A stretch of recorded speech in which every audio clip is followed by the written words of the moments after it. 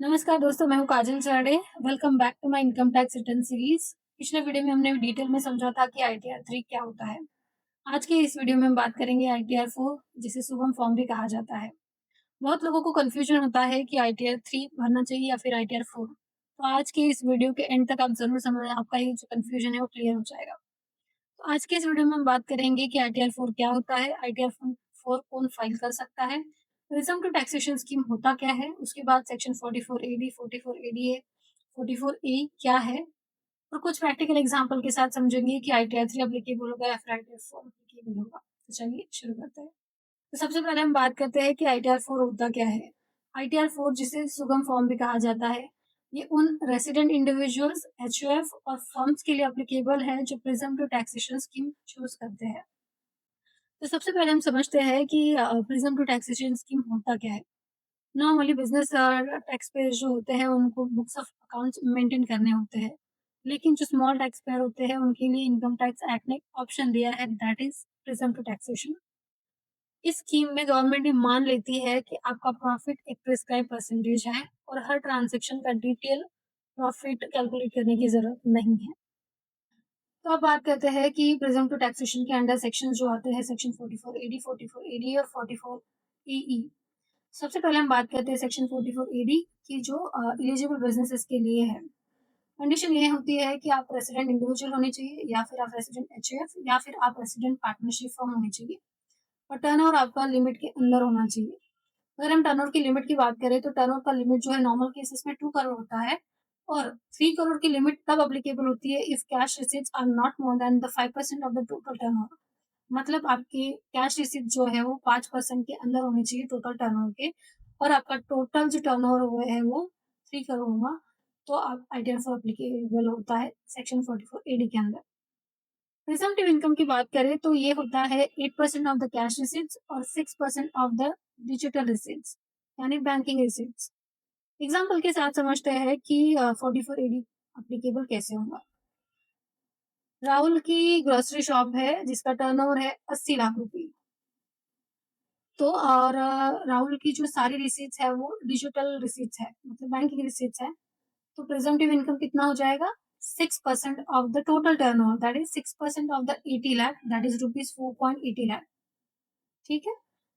तो राहुल को detail books of accounts maintain करने की रिक्वायरमेंट नहीं है, subject to the provision of the section 44 AD. तो ये सब डिटेल हमने डिस्कशन किया है 44 एडी के बारे में। अब बात करते हैं सेक्शन 44 एडीए, जो कि स्पेसिफाइड प्रोफेशनल्स के लिए है। For example doctor, chartered accountant, architect, lawyer और जो अदर स्पेसिफाइड प्रोफेशंस है उनके लिए एप्लीकेबल होता है। टर्नओवर लिमिट की मैं बात करूँ तो नॉर्मल केसेस में ये 50 लाख रुपीस होता है, और 75 लाख की लिमिट तब एप्लीकेबल होती है if cash receipts are not more than the 5% of the total receipts. ठीक है। प्रिजम्पटिव इनकम की मैं बात करूँ सेक्शन 44 एडीए में, तो वो 50% ऑफ द ग्रॉस रिसीट्स होती है। एग्जाम्पल के साथ समझने की कोशिश करते हैं कि CA Neha professional receipts earn करती है 40 लाख रुपीस, और तो कितना प्रेजेंटिव इनकम हो जाएगा? 50% of the 40 lakh, that is 20 lakh rupees. तो टैक्स जो कैलकुलेट होगा वो 20 लाख के पे कैलकुलेट होगा, subject to the other incomes and the deductions. ठीक है, this is all about the 44 ADA.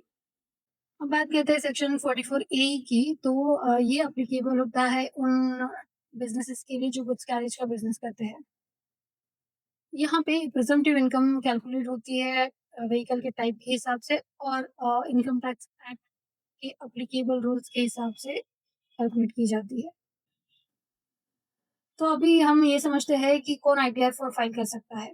Small business owner जो ऑप्ट करते हैं 44 एडी को, या फिर एलिजिबल प्रोफेशनल्स जो कि ऑप्ट करते हैं 44 एडीए को, या फिर गुड्स कैरेज बिजनेसेस जो कि सेक्शन ऑप्ट करते हैं 44 ई, या फिर रेसिडेंट इंडिविजुअल्स होना चाहिए, या फिर रेसिडेंट एचयूएफ, या फिर पार्टनरशिप होनी चाहिए। अब बात करते हैं कि कौन आईटीआर 4 फाइल नहीं कर सकता है। सबसे पहले है एलएलपीज, उसके बाद है कंपनीज, या फिर नॉन रेसिडेंट अगर है, और जिनके जो टैक्स पेयर जिनकी बिजनेस इनकम है but presumptive taxation scheme opt नहीं किया है, तो वो आईटीआर 4 फाइल नहीं कर सकते। हम बात करते हैं उन लोगों के लिए जिनको आईटीआर 3 और आईटीआर 4 में कंफ्यूजन होता है। आईटीआर 3 में बुक्स ऑफ अकाउंट्स मेंटेन करना ज़रूरी होता है, वही आईटीआर 4 में बुक्स ऑफ अकाउंट्स मेंटेन करने की रिक्वायरमेंट नहीं है। उसके बाद बात करते हैं कि आईटीआर 3 में एक्चुअल प्रॉफिट डिक्लेयर करना पड़ता है, वहीं पे आईटीआर 4 में एक प्रिस्क्राइब परसेंटेज ऑफ इनकम ही दिखानी होती है। आईटीआर 3 जो है वो एक मतलब रेगुलर या फिर लार्जर बिज़नेसेस या फिर प्रोफेशंस केसेस में सही है। वहीं पे आईटीआर 4 जो है वो स्मॉल टैक्स पेयर्स के लिए है जो कि प्रिज़म्प्टिव टैक्सेशन स्कीम ऑप्ट करते हैं। आईटीआर 3 की मैं बात करूँ तो एक मोर डिटेल रिपोर्टिंग है कंपेयर टू द आईटीआर 4, ठीक है? तो चलिए कुछ एग्जांपल के साथ समझते हैं कि आईटीआर 3 एप्लीकेबल होगा या फिर आईटीआर 4। एग्जांपल 1, रमेश की एक ग्रोसरी शॉप है जिसका टर्नओवर है 70 लाख रुपीस और उसने 44 एडी में ऑप्ट किया है। कौन सा आईटीआर एप्लीकेबल होगा? आईटीआर 4, क्योंकि ये प्रिजम्प्टिव टैक्सेशन स्कीम चूज किया है उन्होंने, सेक्शन 44 एडी। नेक्स्ट एग्जांपल की बात करते हैं, डॉक्टर प्रिया है जिसने प्रोफेशनल रिसीट्स अर्न की है 35 लाख रुपीस की और 44 एडीए ऑप्ट किया है। तो कौन सा आईटीआर एप्लीकेबल होगा? आईटीआर 4, ठीक है। उसके बाद नेक्स्ट एग्जांपल में बात करते हैं कि कोई यूट्यूबर है जिसने इनकम अर्न की है 25 लाख रुपए और उसने बुक्स मेंटेन करे हैं और 44 एडीए में ऑप्ट नहीं किया है। तो कौन सा आईटीआर एप्लीकेबल होगा? आईटीआर 3 एप्लीकेबल होगा क्योंकि प्रिजम्प्टिव टैक्सेशन स्कीम चूज नहीं की है, ठीक है। नेक्स्ट एग्जांपल में बात करते हैं, कोई ग्राफिक डिजाइनर है जिसकी ग्रॉस एसेट जो है वो 18 लाख रुपीस है और 44 ईडी में ऑप्ट कर रहा है। तो कौन सा आईटीआर एप्लीकेबल होगा? आईटीआर 4 एप्लीकेबल होगा। नेक्स्ट एग्जांपल में बात करते हैं बिजनेस ओनर्स की, जिसका टोटल टर्नओवर है 90 लाख रुपए और 44 ईडी में ऑप्ट नहीं किया है पर बुक्स ऑफ अकाउंट्स मेंटेन करे है। तो कौन सा आईटीआर एप्लीकेबल होगा? आईटीआर 3 एप्लीकेबल होगा क्योंकि प्रिजम्प्टिव टैक्सेशन स्कीम चूज नहीं की है। तो दोस्तों आज के इस वीडियो में हमने डिटेल में समझा है कि आईटीआर 4 क्या होता है, कौन टैक्स पे एप्लीकेबल होता है और आईटीआर 3 और आईटीआर 4 में क्या डिफरेंस है। अगर आप एलिजिबल है और आप प्रेजेंट टैक्सेशन स्कीम चूज करते हैं तो आपको आईटीआर 4 एप्लीकेबल होगा। अगर वीडियो हेल्पफुल लगी हो तो लाइक शेयर एंड सब्सक्राइब करना मत भूलिए और कमेंट में जरूर बताइए कि आप कौन सा आईटीआर फाइल करते हैं, आईटीआर 3 या फिर आईटीआर 4। मैं हूँ काजल चरडे, मिलते हैं नेक्स्ट वीडियो में। Thank you so much for watching.